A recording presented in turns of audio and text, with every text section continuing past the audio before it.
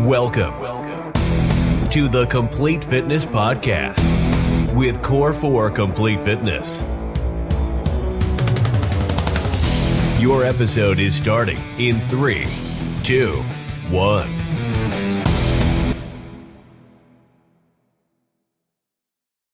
Finally found it. Hello, peoples. Happy Wednesday to you all. Hopefully you're having a fantastic month, a fantastic day so far. Welcome to the Complete Fitness Podcast. If you guys could do us a small favor before we get to talking today, there's a little subscribe button on YouTube, on Audible, on iTunes, on Apple Podcasts, on Amazon, on every single platform, Spotify. If you could press that baby, before we get going into today's topic, that way you can get notified in real time whenever we drop a new podcast, and it'll help us shoot up the podcast charts, and we can keep cranking these out for free every single week for you. Please and thank you. Now, today, guys, I know last week we wanted to do kind of a two-parter, but we ended up going long. Surprise, surprise. So today we're going to do kind of part two. I know last week we talked a lot about what to give your body in terms of being able to operate at your highest potential, not focusing on eating crap, avoiding caffeine, making sure you're hydrating and things like that. Things to kind of give you natural energy. Like we said last week, think back to yourself when you're 17, 18 years old. You get 3 or 4 hours of sleep. You go to work all day. You go out after. You're up till 2 in the morning. And eventually, you kind of can't pull those same cards when you're 30, 40, 50 years old, right? So today, piggybacking off of that into part two is going to be less on the nutrition side of things and more on the workout portion. Now, big thing with this, guys, especially as we age, and you guys have probably heard this, is to train smarter, not harder. And yes, you can go, I'm going to crush this leg day, or I'm going to crush this cardio day, or I'm going to really push it in the gym. You're going to have those days you feel great and you want to absolutely kill it. Go for it. But remember, guys, you might feel, when you used to bounce back when you were 18, 19, 20 years old, and you can do that again the next day and the next day and the next day. And the recovery time is almost instantaneous.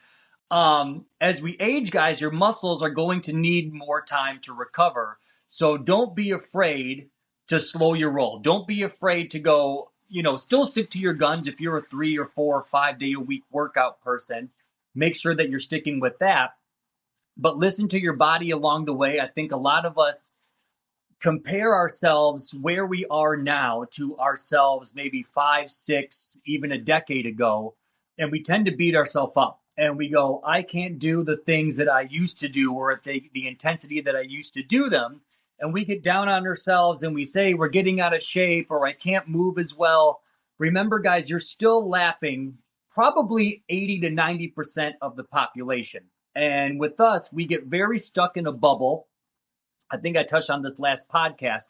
But when you're in the gym setting, we typically see the same people, especially with group training, over and over and over. And those are like our tribe and our crew. And we see them every day or every other day, multiple times a week. And you're like, okay, we're all moving together. We're all doing the same things. We're pushing ourselves. We're doing good work. But you're not taking into account what exists outside of your bubble, right? And you might go, I've been doing these workouts or I've been going to the gym or I've been exercising or running. And all you kind of see is yourself and you see the people around you. And you're comparing yourself to maybe where you were 4, 5, 6 years ago, not taking into account that you're lapping 2, 3, 4, 5, 10 times over sometimes the general population that you don't see on a day-to-day basis. So think outside your bubble, think outside of the little tiny kind of circle or spectrum that we're in. And there's 50-year-olds, 60-year-olds, 70-year-olds that aren't able to get up off the couch. And you're in here doing sprints and burpees and medicine ball tosses and, pull-ups and rows and kettlebell swings. I guarantee you're in that upper echelon, 10% of your population that can actually do the things as well as you're doing. Yeah, that's going to come with trouble. It's hard. It's not easy to do. That's not just a normal thing. You watch anybody that you admire physically do something amazing. You're not seeing the 99% of hell that they're going through physically or mentally, whatever it is, to get to what they did. You can do it anything. Starting a business. You go, oh wow, this person's super famous and wealthy, lucky, must be nice. It's like you didn't know who they were when they were just working 24 hours a day, a recluse from society, not having any relationships, just sitting and working and grinding, as they say. Or physically, you see somebody up on a stage and you go, wow, look at their big muscles, or look at how great of a athlete they are. They won the Stanley Cup, they won the Super Bowl, look how amazing they are. Well, you didn't know who they were when they were just grinding it out, doing it. So that's a huge, like, macro, theatrical, romantic way to look at it. We got to do it the same way. You see yourself and know, wow, yeah, I can get up and down off the floor, no problem. I can walk here whenever I want. I can jump up the stairs. I can play with my kids or grandkids.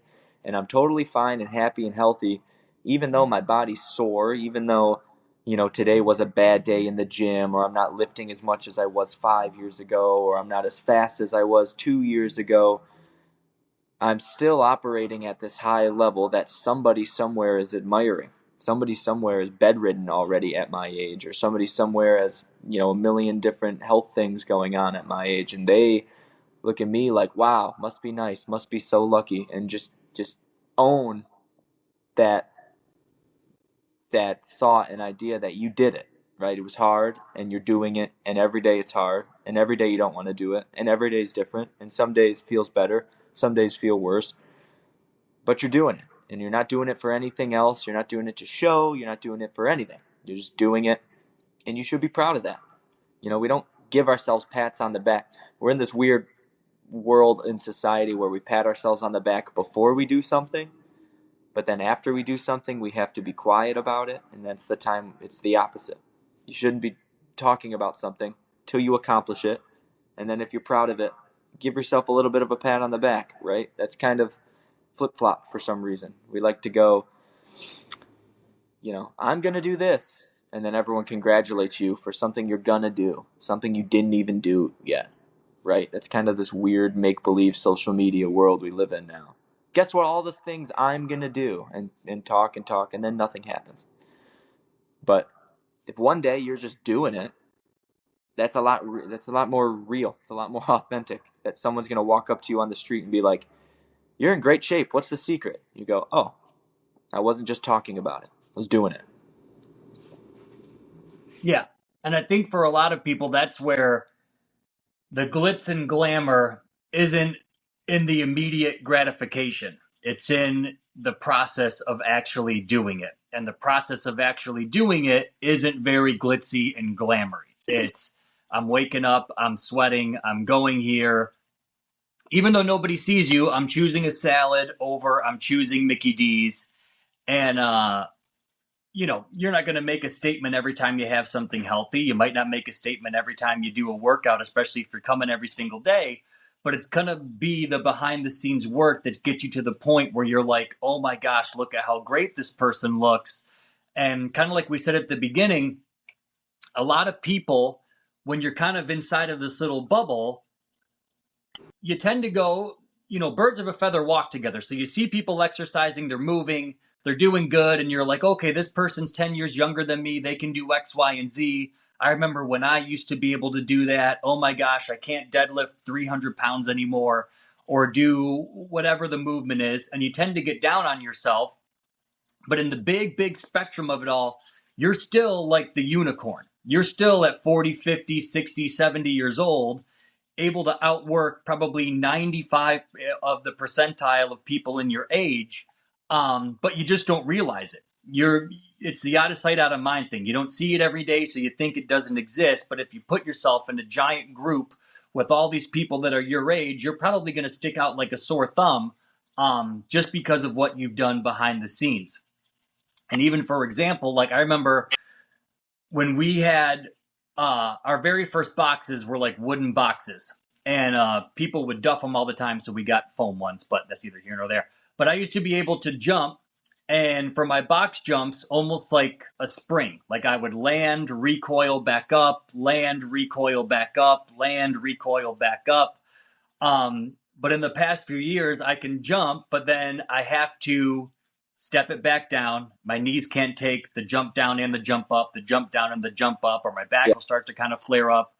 still do box jumps, but if you constantly beating yourself up going, oh, but 10 years ago I used to be able to do this, as we get older, things stop clicking like they used to. You might have some aches and pains. You might have some arthritis. It may take a little bit more time to recover.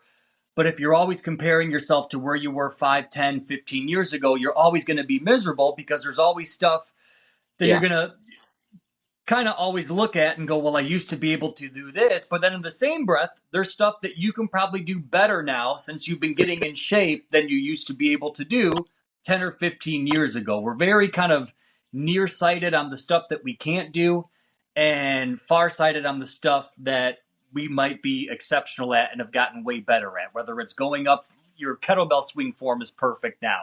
You're able to go up in weights. You're able to go higher in your intensity for certain movements. But for some reason, we always just look back at the stuff that we can't do instead of focusing on how much we've actually improved along the way.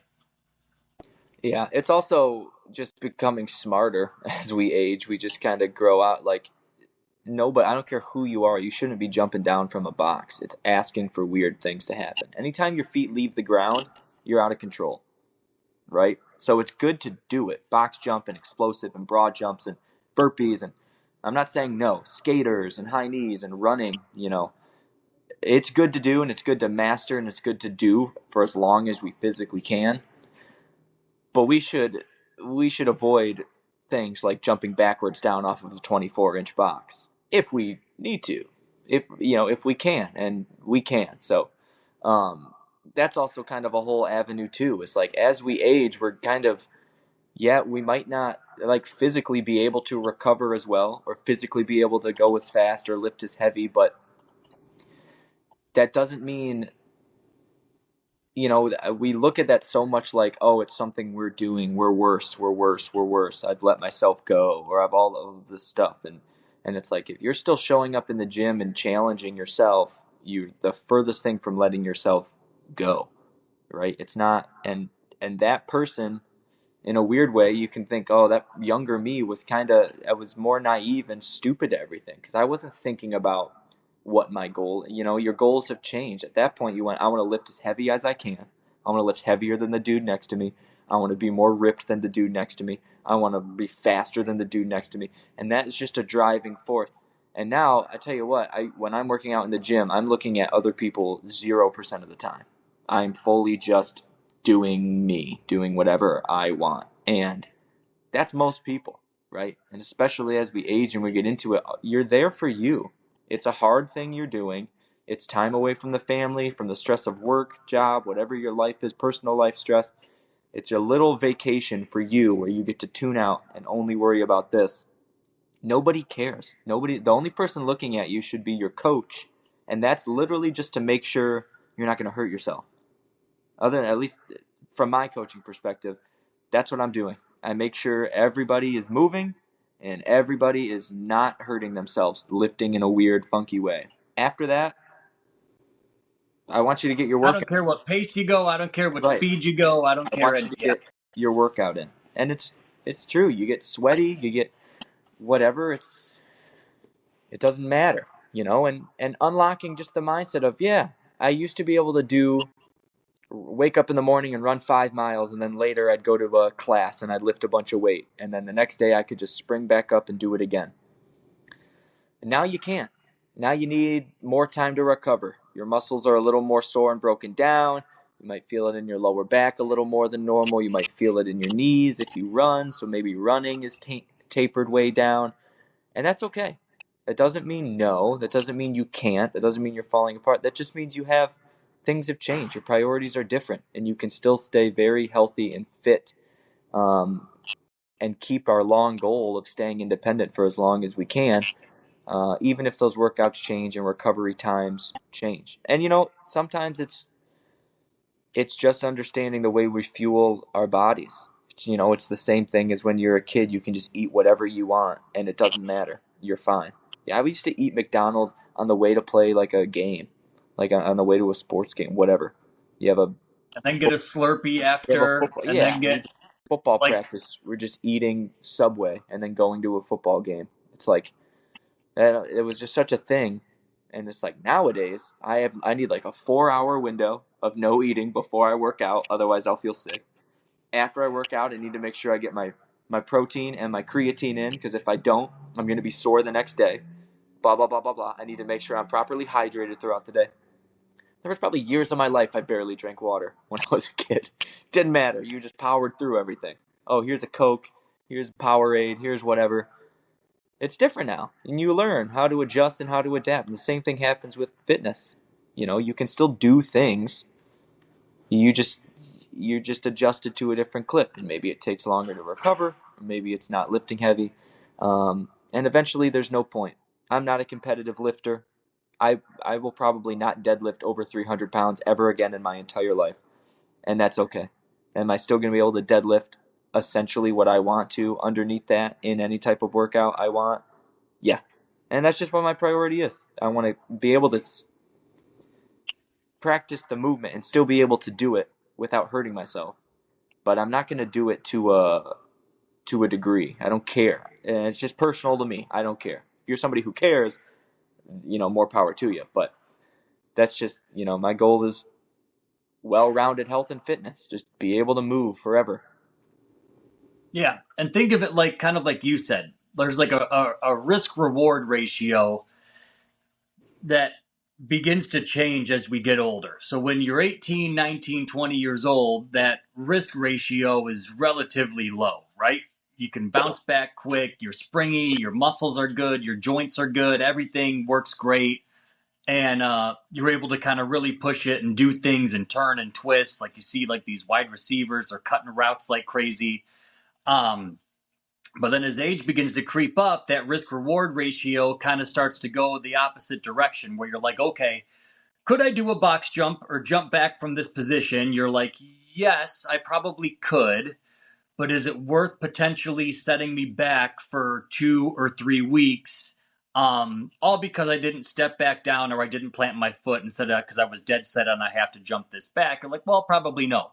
So if you take into account, everything has a risk ratio involved in it. Anytime that you're pushing yourself, I mean, getting up on a ladder, putting stuff in your attic, there's always risk associated with any type of movement. So if you can always think, okay, not every single workout, but if you're like, is this worth potentially trying to push this to burn a couple more calories, but in the same process, I'm risking setting myself back from not being able to exercise for a week or two? Obviously, no. And that's kind of what we talked about, like we said in the beginning, making sure that you're training smarter, not always harder, and taking into account that, a lot of us aren't spring chickens anymore. But when you can add up more of those days where you kept the risk ratio or risk reward ratio at a minimum at all times, you can still get a fantastic workout without having to jeopardize set yourself back a week, 2 weeks, 3 weeks, a month because you did something stupid because you were trying to think back of what you could do 10 years ago and now your back is all out of whack. Yeah, you live and you learn and you adjust. I mean, I would much rather, if you actually think about it, it's crazy. If you're at a gym and you're doing box jumps and your goal is to do 30 box jumps, if you step back and jump, you do it in 5 minutes. If you jump back and jump, you do it in 4 minutes. Like, what are we doing? That's so silly. Yeah. Right? So, but then again, you want your legs to be tired, you want to get your heart rate up, they're both going to do it. Yeah. But that's a huge mindset thing, though. And that's different. What's different in the world of fitness as we go, because there's competitive fitness. There's the CrossFits. There's the High Rocks, which is this big popular thing now. And the goal of that is efficient and as fast as you possibly can. And that's how you win. It's a sport of how to work out. So, yeah, that's going to involve some doing. But everybody in the world knows that that's not sustainable fitness. And that's a brief window of life. And then you move on from it. And everyone's is different. Some people can sustain it till they're like mid-40s. Some people can sustain it till they're mid-20s. It's different for everybody. But as long as if your priority of fitness and working out is to just train and challenge your body, it is not, unlocking that knowledge as you grow in the fitness world is smart. Like, my buddy has had 2 shoulder surgeries, and he's just like, I'm never doing a barbell snatch again. It's like, yeah, you can be in great shape without doing that ever again. You'll be fine. You don't have to. Any type of anything. You see all the big fancy machines, a Smith machine, and all of these different leg press and all. You don't have to do it. You don't have to do anything. You need just your body, and you can be in great shape. There's nothing that's mandatory. Now, there's things that I advise. There's things that I would suggest, but nothing is mandatory. So if you used to be able to throw 4 plates on the bench press and do the blah blah blah, and now it's not that, who cares? Big whoop. Even think of it now. Even think about how exciting you get to say, I benched 350 pounds one time. Sweet. And that's the end. You did it. That's the end of the excitement. No one cares. I dare you to go tell your wife and see how little she cares. I dare you to go tell your boys and see. I mean, they will care more than your wife, but they're still not going to care that much. That's it. You did it. Okay. So if you're hurting yourself to do this, to prove to yourself, oh, I'm at 50 and I can still do it. If it drives you and motivates you, great. And if you're doing it in a safe, healthy way, great. But if it's causing a 2 or 3 week setback, like you said, because you're forcing something or you're doing this and you shouldn't, please, please, please unlock the wealth of knowledge that you have just from growing and aging. Wisdom is a powerful thing. Don't ignore it. Please, just take care of yourself. Please, God. Agreed. There's a reason why they say the average shelf life for an NFL player is like 4 to 5 years. Yeah, it's really short. And even like running backs, once they get to like 30 years old, there is like a drastic decline in performance. Yeah. And that's part of the reason, like we talked about. It's Can't you can't twist, you can't turn, you can't take the beating. Your joints are killing you, your hips are killing you. You lose kind of that springiness, and I think a lot of us think that we can just fight that forever. And I got more in me. I know I can get 1 more year squeezed out or 2 more years, but eventually you got to kind of go like, okay, here's my situation. Father time is a real thing. I can either do this the smart way, the right way, or if I try to keep looking back and do the things that I used to do 10, 15, 20 years ago, I'm going to set myself up for disaster. And then there's a reason why they always get injured after 30 years old too. Right. And they're also a big thing for like regular people like us working out is you need to prioritize your warm-up time. Like I have to do, I might have said this last podcast, I have to do leg swings for every single workout I do. It can be an upper body workout, I don't care. Before I work out and move my body, I need to spend 5 minutes doing leg swings. It's because my hips are tight. If I don't, I feel it in my back. I feel it down my left leg and my hip flexor. I need to do it. I have to do it. That is something I personally do. So we're in the class and we're warming up, and the coach says, give us some squats, some jumping jacks, whatever our warm up is. I'll do it for 10 seconds, and the rest of the time is leg swings. And then they say the next thing, I do that one for 10 seconds, and I do leg swings. And it's just what I need. And learning this, I've learned it over time. I know if I don't spend time to just loosen and wake up my hips before I exercise, it's not going to be, I'm not going to feel as good when I do it, and it's going to increase my risk of injury. And we all have these things, whatever it is. My buddy who I just said that shoulder thing, he needs to spend some time on his shoulder. With your, who knows, you had your knee injury my hammies. forever ago, your hamstrings, because that's so easy to pull. And then getting back to your thing about the athletes and stuff is we're also, bodies are supposed to be able to handle a certain thing. Professional athletes tear ACLs left and rights and MCLs and all of these injuries because they are moving at speeds that I would argue we're not even supposed to be able to do. They're crazy freak athletes, and it's a 300-pound muscle body stopping on a dime and jumping and then getting hit. Like, twist and then get back up to full speed instantly. I would be dead. I would be dead if I moved that fast. My leg would explode. Now did you see the clip of Antonio Brown versus Travis Hunter last month? No. Dude, it is nuts. I didn't know there was anything. There was like a practice they did outside. Antonio Brown, who hasn't played in the NFL in like 3 or 4 years, and Travis Hunter, they were just running a route. Yeah. So AB is the receiver, Travis Hunter is the corner, and dude, Antonio Brown looks like a video game character. Really? Like, it is just I watched it over and over, and I'm like, that is insane. He still looks Just good. the footwork to stop, and Travis Hunter just got smoked. He was like, what am I supposed to do? Wow. Interesting. But it just goes to show, like, they're like fighter jet humans. Yeah. It's like unicorns. Yeah, it's unbelievable. The stuff, yeah, it's unbelievable. But also they are spending their whole life on their body.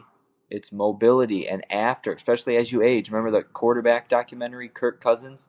It's like between every game, it is chiropractor, cold tub. His whole Monday through Thursday, preparing for the next Sunday, is literally just rehabbing his body. And he's 38, so he's definitely old for the NFL, but he's not old as a person. He's 38. That's fine. That's you. It's like that's a young person. But when you're doing that, yeah, as things change. Now, when he was 22 in the league, he did not have to do it like that. He did not. But now he does. And it's just the adjustments you make. And, as we age too, if I do a heavy back squat day, I feel it a hell of a lot more than I did, 10 years ago when I was 22 and could just do it every single day. So that was the Tom Brady thing. They asked him how he played so long in the NFL and what he does to take care of his body. And he said, my last 3 to 4 years, he goes, I didn't lift any weights. He goes, all that I did was stuff with bands because I didn't want the extra compression on my joints. So he's like, all that I did, he's like, it was still the same movements, but he goes, everything I did was just band work, band flies, band chest presses, band curls, band tricep extensions. And he was like, I think it helped a lot just because I didn't have the extra compression. Because he's like, they make you train, damn near every day when you get to the NFL. And he's like, 5-6 days a week of that at 40 years old. He's like, I'm beat to shit by the end of the week. So he's like, everything I did was band work. And he's like, I honest to God think that squeezed out another 3-4 years of all my joints and everything being okay still. Yeah, it's just smart. It's adapting. We're too hard on ourselves. And I am too. I often am like, I'll have a day where I work out and I'm like, good God, dude, what happened? You used to really be somebody. You could have done more. You used to really be somebody, which also never was that big of a deal. But to me, in my mind, everything's exaggerated. Look down with you had them armpit muscles at my bachelor party. I might still have those. I don't know. I have to take my shirt off. Glorious Evan photo. Yeah, I looked. That was. You just looked yoked. We caught you at the perfect. Yeah, I had a good angle. Time frame. Great photographer. Evan. We were playing baseball, and it was at my bachelor party, and they go to throw a pitch. Evan's batting, and he's following through with the swing, and the momentum of the bat coupled with the swing. You could see every muscle in his back, his arms look jacked, and I'm like, Jesus Christ, man! That was the one that went down in history. It was all overcast that day. I had good lighting. It was all just a fluke, but man, peak Evie. That's funny. I got to go look at that picture just to boost my confidence, boost my ego a little bit. The young man had it all. But that's us all, peoples. Hopefully you guys enjoyed it. Like I said, this is part 2. So if you haven't listened to part 1, scroll back to last week. That'll tie into the first half of it with nutrition, how to give yourself more energy over the course of the week, especially how to do it smarter as we age. And this one today was the physical portion of it. So that's us all, peoples. Have a great rest of the week. Enjoy the rest of May. Have a great Memorial Day. And we'll see y'all next week. Peace. Bye-bye. Love ya.